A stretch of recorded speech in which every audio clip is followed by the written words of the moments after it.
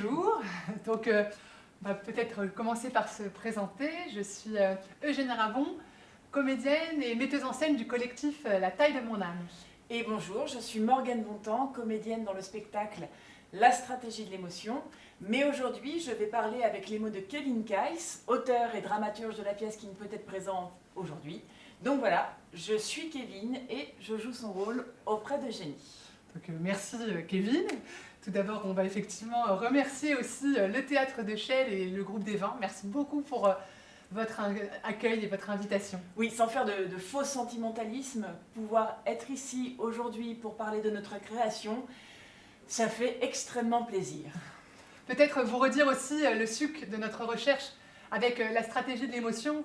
On s'intéresse au télescopage entre les nouvelles modalités de communication qu'on peut retrouver sur les réseaux sociaux notamment, et la durée de nos émotions plus complexes et plus longues dans la vraie vie.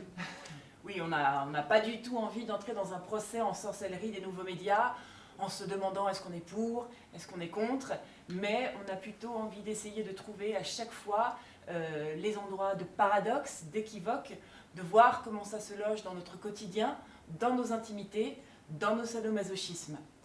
Il y a vraiment quelque chose d'assez inédit, non pas dans nos émotions, mais dans leur modalité, dans leur formalisation, dans l'expression de nos désirs, dans nos sadomasochismes aussi, dans nos capacités de consolation également.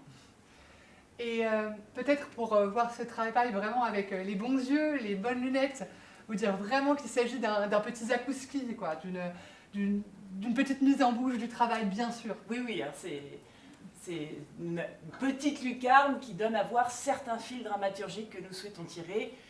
Il n'y a pas ici aujourd'hui tous les fils dramaturgiques qui constituent le bracelet brésilien de notre stratégie d'émotion. Il manque également la physicalité, un plateau que l'on souhaiterait tendre, vers quelque chose de très performatif. Il manque également les enjeux esthétiques, le son, la lumière, la scénographie, enjeux que nous souhaitons questionner dans les prochains mois. Et comme disait un jeune auteur que nous aimons bien, Gilles Deleuze, pour comprendre quelque chose, il faut entrer par le milieu. C'est ce que nous vous proposons de faire aujourd'hui. Et c'est vrai qu'en réfléchissant à aujourd'hui, avec Kevin, on a trouvé nécessaire de pouvoir que je commence par ça, par la stratégie de mes émotions, ou plutôt l'absence de stratégie de mes émotions. Il y a quelques années, je suis tombée amoureuse. Mon amour, il s'appelle Benjamin, et il y a 3 ans, 3 années presque, oui, jour pour jour, ma fille, Jeanne, notre fille, elle est née. Bon, on dit plein de trucs sur la maternité, mais on ne dit pas assez que pour les mères, ça modifie le cerveau.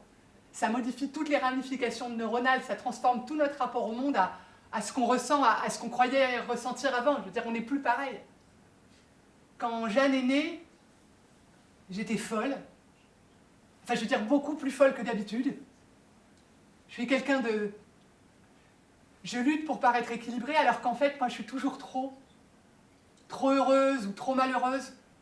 Je ne sais pas comment ils font les gens qui sont mesurés dans leur rire, dans leurs larmes, dans leur tendresse. Moi, je ne sais pas faire ça.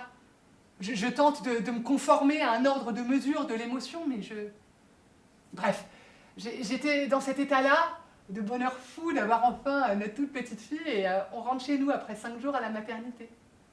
Et cette sensation de rentrer à 3, je ne saurais pas comment la décrire, quoi. C'est une folie de la vie. Au moment de franchir le seuil de la porte, on était dans une sorte de transe. Mais moi, là, au niveau de la nuque, je reçois comme un coup hyper fort. Je dis trop rien, mais ça reste là dans ma nuque, à l'état de pulsation, vous voyez ? J'hésite à en parler à Ben, j'essaye de me calmer. Je me dis que c'est peut-être le produit de l'anesthésie pour la césarienne, j'ai entendu dire que ça pouvait causer des migraines. Mais là, c'est pas une migraine, c'est une douleur nouvelle. Elle est difficile à décrire parce que je ne l'ai jamais ressentie avant. J'en parle à Ben. Je lui dis que j'ai trop mal, que j'ai un peu... Pas peur, mais que j'aimerais bien vérifier. Il me connaît, je ne suis pas hypocondriaque. Mais c'est vrai que depuis que dans ma famille, il y a Bref, c'est pas supportable cette douleur et on décide de retourner à l'hôpital. Ah oui, ce que j'ai pas dit, c'est qu'on est en plein mois d'août. Il y a quelque chose d'accablant dans l'air. C'est la canicule. Je tiens mon minuscule bébé dans mes bras. On marche vers l'hôpital et je me dis... je dois mal me positionner pour allaiter Jeanne. C'est ça les douleurs. C'est un mauvais positionnement de ma part. On arrive aux urgences. Il fait hyper chaud. On attend 6 heures. Jeanne est très calme. Elle est dans les bras de son père. Ça me rassure que Ben soit là. À minuit, un interne me dit que pour être sûr, je passe en scanner. Il est rassuré. Il voit rien sur le scanner. Il me dit, vous pouvez rentrer chez vous, Madame Ravon. Prenez du Doliprane, reposez-vous. Ça fait beaucoup d'émotions, tout ça. Reposez-vous. Je ne suis pas du tout inquiet. Oui, mais moi, je le suis. Regardez, j'envoie le scanner en neurologie à l'hôpital Saint-Antoine. Ils sont spécialisés du cerveau. S'il y a quoi que ce soit, ils le verront. Mais c'est vraiment pour vous rassurer. Parce que moi, je suis totalement rassurée. On vous appellera pour vous dire s'il y avait un problème. Donc je sors, on sort, c'est la nuit. Il est presque 1h du matin. L'air est frais. Je suis soulagée. On a hâte de rentrer, de se coucher. Il fait un peu froid, c'est agréable et mon téléphone sonne. Je sens mon corps se figer. Il y a une sorte de dialogue lunaire. Allô, Madame Ravon? C'est l'hôpital Trousseau, il faut revenir tout de suite. Mais j'ai quoi? C'est grave? Revenez, on va parler. Mais j'ai quoi? Revenez vite, je vais vous expliquer, je vous attends. Je peux ramener ma fille à la maison? Vous l'allaitez? Oui. Alors vous venez avec elle. Je regarde ma fille. Je sens mon cœur se figer. J'ai envie de hurler, de pleurer, mais il n'y a rien qui sort. J'articule Ben, j'ai quoi, putain? Un truc comme ça. Madame Ravon. À l'hôpital, on me fait asseoir. Madame Ravon. La lumière des néons, ça me fait hyper mal aux yeux. Madame Ravon. Merci. Vraiment, merci d'avoir fait si vite. Qu'est-ce qui se passe? Vous voulez vous asseoir? J'ai quoi? Asseyez-vous, je vous en prie. Alors, on ne sait pas précisément ce que vous avez. On sait que ça s'appelle une dissection vertébrale. À l'heure actuelle, vous avez vos 2 artères qui irriguent votre cerveau, qui sont bouchées. Pourquoi j'ai ça? Alors écoutez, on est certain de rien. On ne connaît pas bien ce phénomène, on sait juste que ça peut arriver lors des poussées, à l'accouchement. J'ai pas poussé, j'ai eu une césarienne.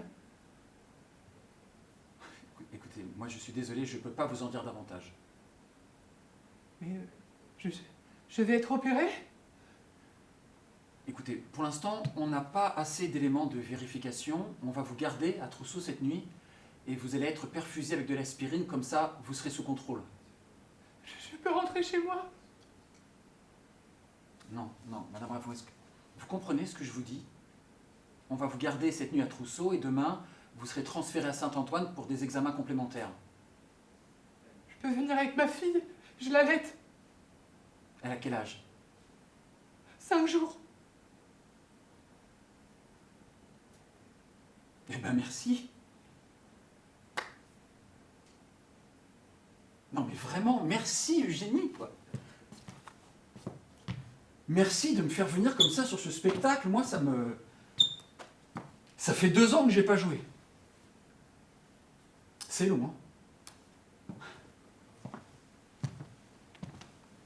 Je sais pas si j'ai manqué au théâtre français, mais à moi, le théâtre français a manqué follement, douloureusement. Et votre amour, votre hommage me font dire que peut-être, je dis bien peut-être, je ne suis pas tout à fait mort. Alors là, qui a cru que j'avais eu une émotion? Bon, c'est pas mal. Alors oui, effectivement, aucune émotion, tout ça, ce n'est qu'une question de rythme et de technique. D'accord? Alors, je vous refais la chose. Il me faut dire que peut-être, et je dis bien peut-être, je ne suis pas tout à fait mort. Alors là, extrêmement important, c'est cette première strate de la stratégie de l'émotion. Il faut couper sa respiration. Ça, c'est extrêmement important. Évidemment, il ne se passe rien derrière, mais vous dites, oh, que va-t-il se passer? En fait, c'est tout de suite l'inconnu qui se prépare. Je bloque la respiration, je vous le refais, et la suite. Je dis bien que... Ouais, moi, je mets des temps psychologiques, ça, c'est... N'y pensez pas. Je mets des temps... Je dis bien que peut-être... Et je dis bien peut-être, je ne suis pas tout à fait mort.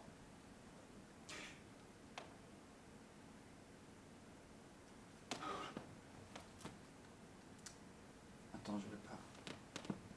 Voilà, c'est les petites choses derrière. Moi, j'aime bien ça. Je vous le livre aussi. C'est ces espèces de petites syllabes. Ça ne veut rien dire, évidemment. Ça ne veut rien dire. C'est même pas du français. C'est vraiment des onomatopées, des mais ça ne veut rien dire. Mais ça marche toujours sur cette fameuse stratégie d'émotion. Je vous finis. On va... Attends. Je dis n'importe quoi. Pardon, je dis n'importe quoi. Excuse-moi, Eugénie. Excuse-moi, je suis perdu. Je suis désolé. Je suis perdu, moi. J'arrive plus à comprendre ce qui est vrai, ce qui est faux. Moi, là, je vais vous le dire, hein, je veux juste de la vérité. J'ai l'impression qu'on est en train de tuer une époque. Moi, j'étouffe.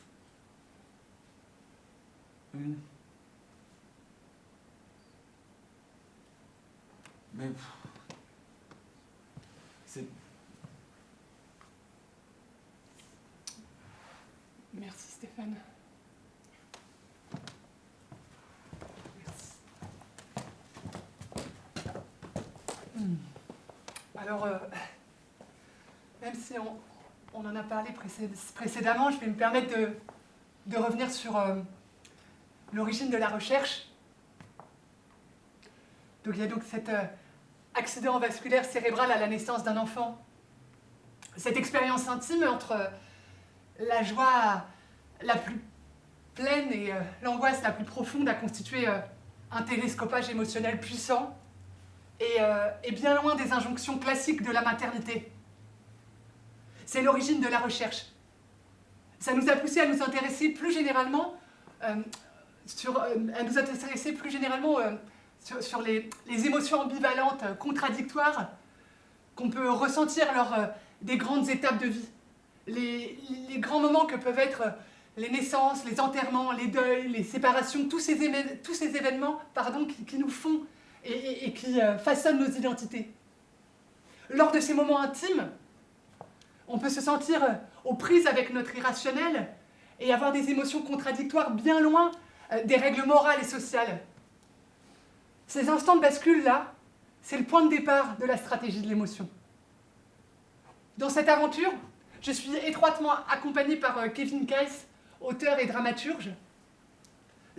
L'écriture est le fruit de son imagination, nos obsessions communes, et un travail ténu avec le plateau et les improvisations des acteurs. C'est dans cette porosité entre vérité et fiction, entre degré zéro et puissance de théâtralité que la pièce se construit. C'est pourquoi Kevin est là tout au long de la création et depuis le départ. Je pense souvent à John Cassavetes qui disait que la folie, c'est un individu qui n'arrive pas à jouer avec l'orchestre. Je pense qu'on a tous des moments où on n'a pas su jouer avec l'orchestre, où on n'a pas su, où on n'a pas pu, où on était à côté de ce qu'on attendait de nous, où la durée de nos émotions n'a pas été raccord aussi avec ce qu'on considère comme la norme.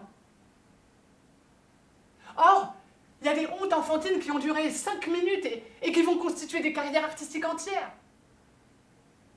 Il y a des amours qui ont duré 3 semaines et qu'on emportera jusqu'à son dernier souffle.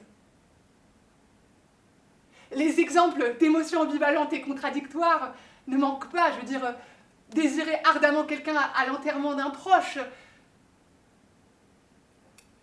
éprouver du dégoût pour son enfant à la maternité alors qu'on nous demande de sourire pour la photo, ou encore rompre avec quelqu'un avec perte et fracas, et pour autant passer sa vie à l'espionner sur les réseaux sociaux.